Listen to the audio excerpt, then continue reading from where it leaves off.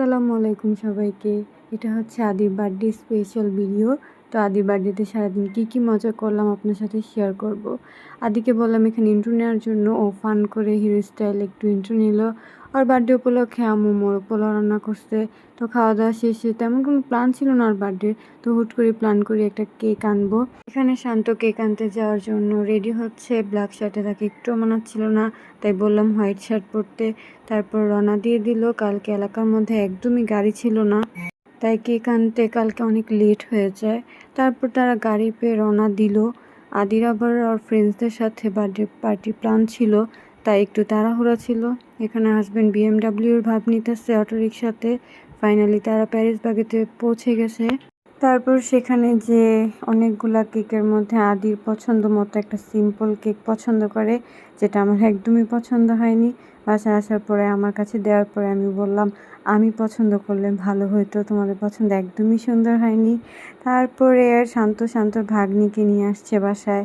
আমার ভাগ্নিও আসছে, বুড়িরা নাচতেছে।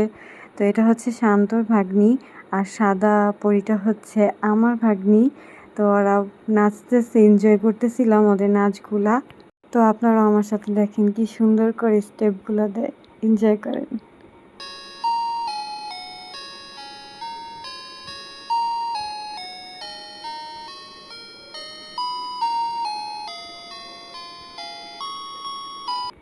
তো আদি এখন কেক কাটবে, যেহেতু ওর আরেকটা বার্থডে প্ল্যান আছে, তো তাড়াহুড়া ছিল অনেক।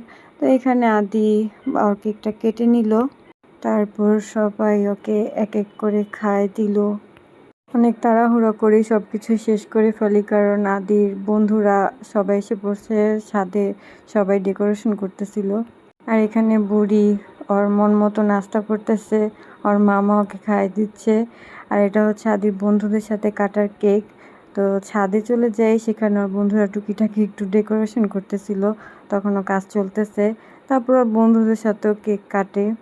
কেক কাটার পরে বন্ধুরা মিলে সেই নাচ দেয় ওরা। তো ওদের নাচ দেখে হাসতে হাসতে শেষ। তো ভিডিওটা এই পর্যন্তই, আর বড় করব না। তো ভিডিওটা যদি ভালো লাগে সবাই সাপোর্ট করবেন, লাইক কমেন্ট অ্যান্ড শেয়ার করবেন।